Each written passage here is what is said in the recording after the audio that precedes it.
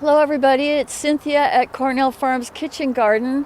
I'm here to introduce you to the third lesson of our kitchen garden school.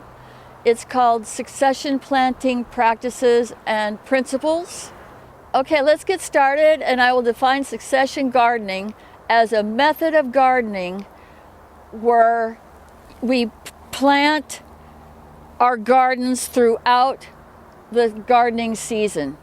What is good for is being able to produce the maximum amount of food that you can from the amount of space that you have. And that is in contrast to someone who may want to plant a summer garden, plant once and harvest when all those things are done and not do any more planting during the season.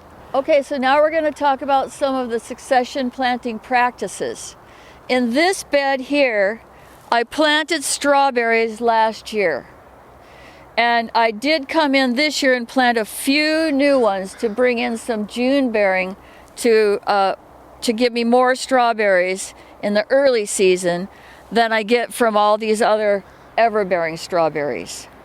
The other thing I did is I interplanted onions that are good companion plants for strawberries in this same box, and I planted them just a couple of weeks ago, and they're doing great even through this extremely cold period of time we've had here in the last week. So interplanting is one of the succession practices. So now I'm going to give an example of succession planting one plant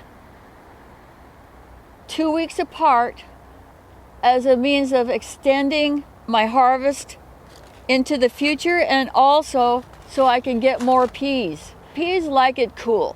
So you can put your peas in the ground right now, and I started these ones here from starts. And now I'm going to plant the exact same pea over here that will come ripe maybe 2 weeks later. So this is all I'm going to do. So just like that. Just like that. 3, 4. So I'm going to put 5 plants here, and then just pat them in, cover them up, make sure they're getting just like that. And then I'm going to do the same thing over here. And now you can see I've got all this space right in here. So I'm thinking, okay, what would grow well in this weather, in this space? So as soon as I can, I'm going to plant some beets in this area.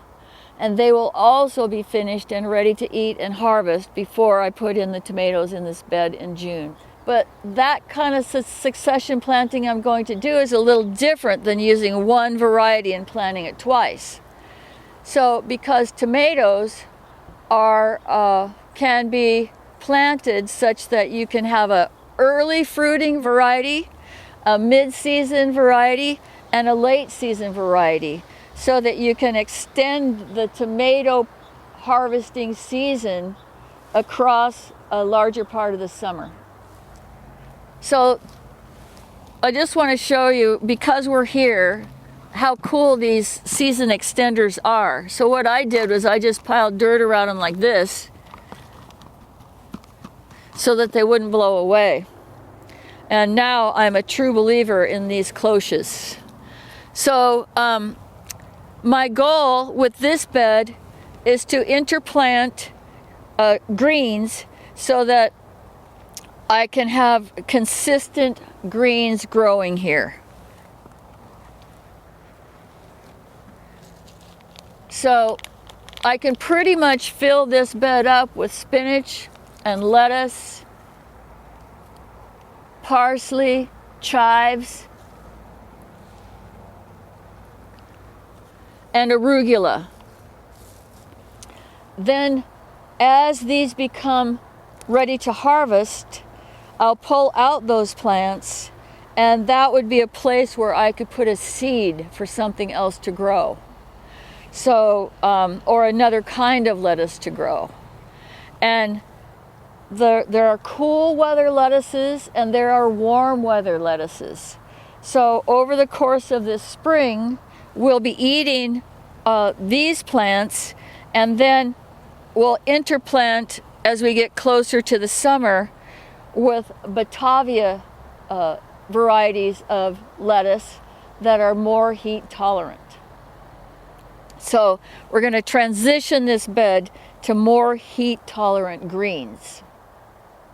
So that is another type of succession. So I hope that gives you the basics of what succession planting is. I want to thank everybody for coming to see the video. Happy gardening!